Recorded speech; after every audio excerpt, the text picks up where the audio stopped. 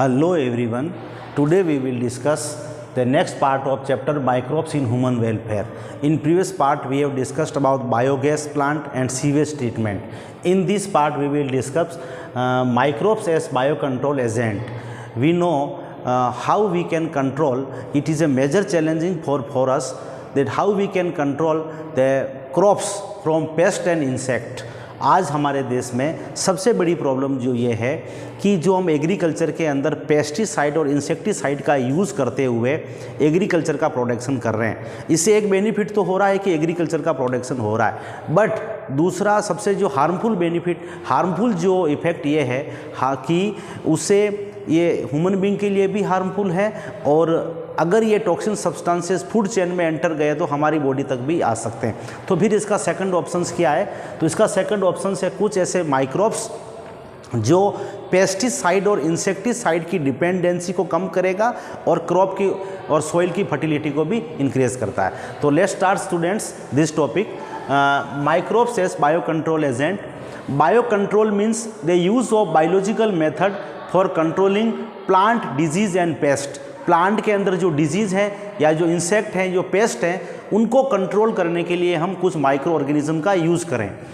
Because the use of biochemical means will greatly reduce our dependency on toxic chemical and pesticide. हम अभी तक traditional method में क्या use करते आ रहे हैं? पेस्टिसाइड और केमिकल को यूज़ करते हुए आ रहे हैं. तो अब केमिकल पेस्टिसाइड का यूज़ करने से हमें एक तो ये महंगे है, एक्सपेंसिव है, नंबर फर्स्ट. नंबर सेकंड ये हार्मफुल है ह्यूमन बीइंग के लिए भी और एनवायरनमेंट के लिए भी. Because this pesticide and insecticide are harmful for human being also. तो अब इस पेस्टिसाइड और इंसेक्टिसाइड की जगह हम क्या यूज़ करें? तो कुछ बायोलॉजिकल एजेंट्स हैं. तो स्टूडेंट्स आप इसको यहाँ तक लिखें और हम आगे देखते हैं अब कौन से बायोलॉजिकल एजेंट्स हैं जो बायो फर्टिलाइजर्स की तरह काम करते हैं या बायो कंट्रोल एजेंट की तरह काम करते हैं. तो नेक्स्ट हम डिस्कस करते हैं बायोलॉजिकल कंट्रोल.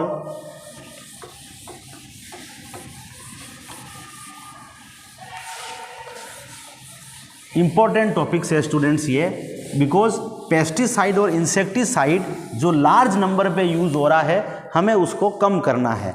तो biological control of, next topic है हमारा biological control of paste and disease. जो पेस्ट हैं और जो डिजीज़ हैं उसके ऊपर हम कैसे कंट्रोल करें. तो अभी तक तो हम ट्रेडिशनल मेथड में ये यूज़ करते आ रहे हैं पेस्टिसाइड और इंसेक्टिसाइड, बट उसका हार्मफुल इफेक्ट है ये हमें पता चल गया है. तो इसकी जगह पर हम क्या यूज़ करें? कुछ ऐसे माइक्रो ऑर्गेनिज्म या कुछ ऐसे ऑर्गेनिज्म हैं जो माइक्रोब्स की तरह सॉइल की फर्टिलिटी को भी इंक्रीज करते हैं और क्रॉप को भी प्रोटेक्शन करते हैं पेस्ट और इंसेक्ट से. तो देखते हैं सबसे फर्स्ट है जैसे लेडी बर्ड. और लेडी बर्ड क्या करती है? और ये लेडी बर्ड जो हैं टू कंट्रोल ये क्या करती है? To control एपिडिस.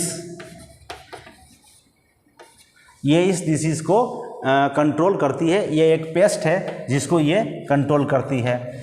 दूसरा हो गया हमारा ड्रैगन फ्लाई, और ये हमारे किसी ना किसी control mosquito, to control mosquito.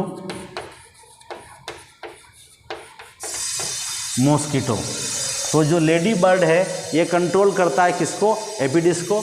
और ड्रैगन फ्लाई किसको कंट्रोल करता है? मॉस्किटो को. अब हम बात करते हैं बीटी एक बैक्टीरिया है, इसका पूरा नाम है बेसिलस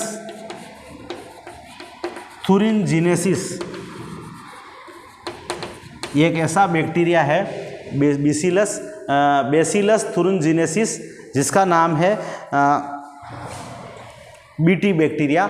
इस बीटी को टोबैको में और हम उसमें ग्राउंड नट्स के अंदर, कॉर्न्स के अंदर, कॉटन के अंदर डिफरेंट जगह इस बैक्टीरिया का यूज़ करते हुए हम एग्रीकल्चर्स में प्रोडक्शन को भी इंक्रीज कर सकते हैं और साथ में हम सॉइल की फर्टिलिटी को भी इंक्रीज कर सकते हैं.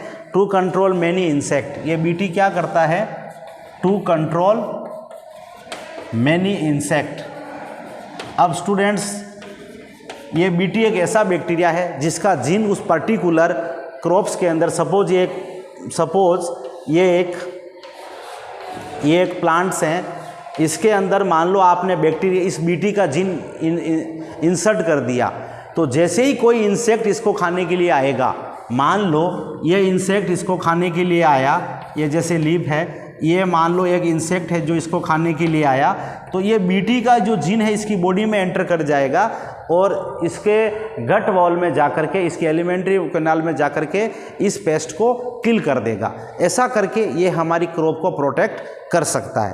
तो बीटी एक इम्पोर्टेंट बैक्टीरिया है जो बहुत सारे इंसेक्ट को, बहुत सारी क्रॉप्स में इम्पोर्टेंट रोल प्ले करता है टू कंट्रोल मैनी इंसेक्ट। जैसे हम आगे जब चैप्टर 12 में जाएंगे, जब आगे जिसमें हम देखेंगे बायोटेक्नोलॉजी एप्लीकेशंस में कि बीटी ने कैसे कॉटन की क्रॉप्स को इंक्रीज़ किया है और कैसे उसने टोबैको की क्रॉप्स को इंसेक्ट और पेस्ट से बचाया है। तो यहाँ हम देख रहे हैं कि बीटी जो है बैसिलस थुनजिनेसिस एक बैक्टीरिया है जो कि कंट्रोल ऑफ मैनी इंसेक्ट को कंट्रोल करता है। एक और है हमारा बकेलो वायरस,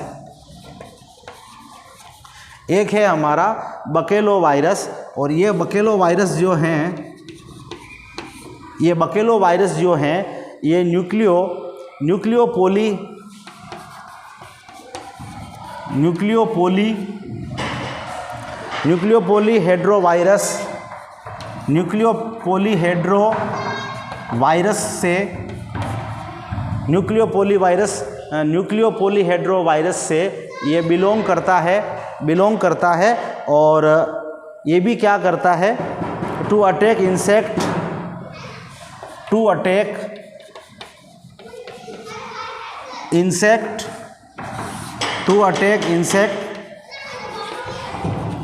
and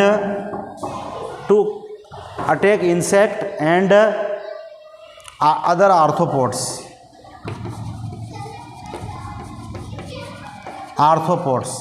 तो इस तरह से भी स्टूडेंट्स ये कुछ biological control of paste and disease हैं जो कि हमारी क्रॉप्स को बचाते हैं। अब हम आगे देखते हैं कौन कौन से ऐसे माइक्रोब्स हैं जो बायो फर्टिलाइजर्स का काम करते हैं।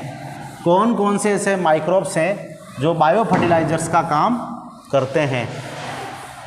कौन कौन से ऐसे माइक्रोब्स हैं जो बायो फर्टिलाइजर्स का काम करते हैं। Microbes as bio fertiliser, microbes as bio fertilisers.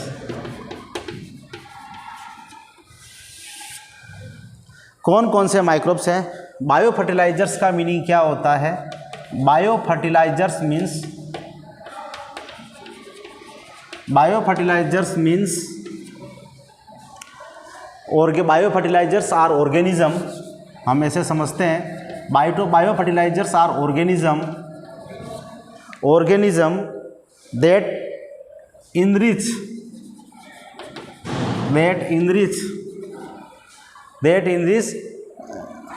nutrient quality of soil,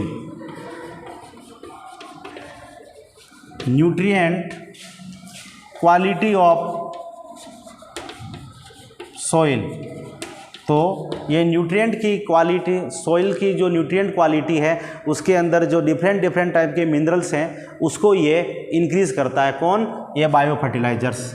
अब कौन कौन से बायो फर्टिलाइजर्स हैं। सबसे पहले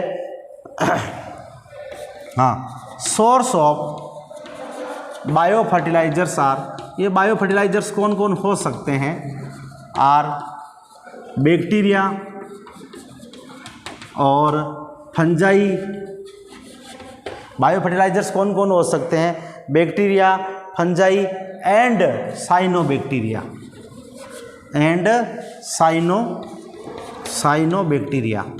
ये किसी ना किसी फॉर्म में ये बैक्टीरिया, फंजाई और ये साइनोबैक्टीरिया किसी ना किसी फॉर्म में सोइल की ग्रोथ को इंक्रीज करते हैं, उसके अंदर मिनरल्स की क्वालिटी को बढ़ाते हैं। या तो ये किसी ना किसी हायर प्लांट्स की रूट के साथ अटैच होकर के सिम्बायोटिक एसोसिएशन करेंगे, या फिर फ्री लिविंग कंडीशन में सोइल में प्रेजेंट होते हैं और एटमॉस्फेयर से नाइट्रोजन लेकर के नाइट्राइट में कन्वर्ट करेंगे, और या फिर अदर्स किसी मिनरल्स को इंक्रीज करेंगे और सॉइल की फर्टिलिटी को इंक्रीज करेंगे। अब हम देखते हैं सबसे पहले बैक्टीरिया क्या करता है। तो स्टूडेंट्स, बैक्टीरिया के बारे में बात करें तो बैक्टीरिया अब यहाँ पर दो तरह से काम कर रहा है। या तो वो सिम्बायोटिक हो सकता है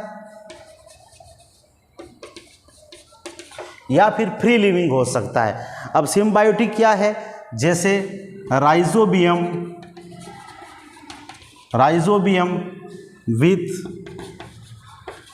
रूट नोड्यूल ऑफ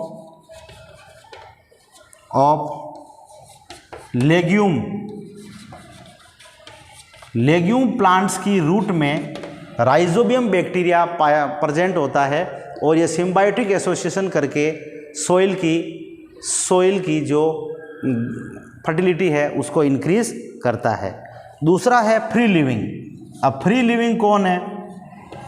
बैक्टीरिया में सिम्बायोटिक ये हो गया और फ्री लिविंग कौन है हम ये देखते हैं। फ्री लिविंग में हो गया है जैसे इन द सॉइल, ये सॉइल के अंदर ही प्रेजेंट होता है इन द सॉइल। जैसे ये हो गया एजेटोबैक्टर,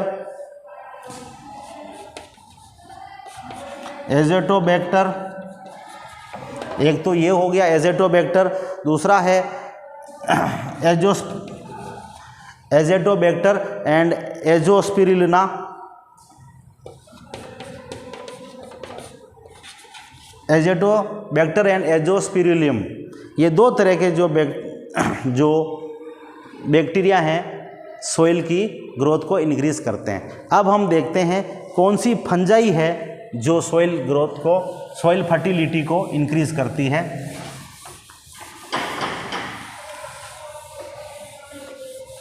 सॉइल फ्लोट को इंक्रीज करती है, वो हो गया हमारी फंजाई। कौन सी फंजाई है? तो स्टूडेंट्स, आपने माइकोराइजा का नाम सुना है। माइकोराइजा विथ रूट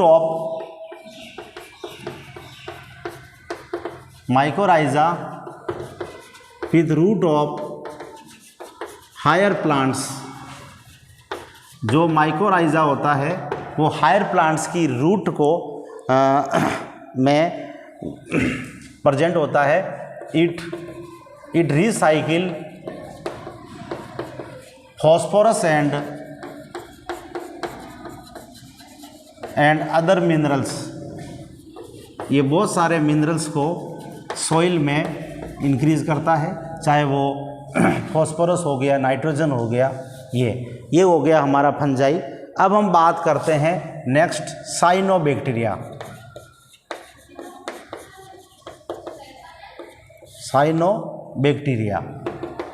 साइनोबैक्टीरिया में क्या होता है? मोस्टली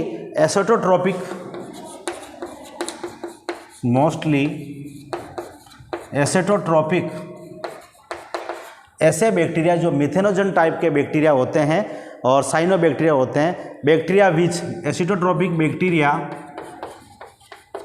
विच इंक्रीज सोइल फर्टिलिटी। ये साइनोबैक्टीरिया स्पेशल टाइप के बैक्टीरिया होते हैं जो कि मिथेनोजन बैक्टीरिया हो सकते हैं और ये क्या करते हैं? सोइल की फर्टिलिटी को इंक्रीज करते हैं और ये सिम्बायोसिस हो सकते हैं या फिर ये आपको फ्री लिविंग कंडीशन में भी हो सकते हैं। ये सिम्बायोसिस हो सकता है या फ्री लिविंग हो सकता है। तो जैसे एनाबीना इन एजोला, इस प्लांट के साथ सिम्बायोसिस एसोसिएशन हो जाता है इस बैक्टीरिया का। या फिर होता है जैसे नोस्टॉक ओसिलिटेरिया,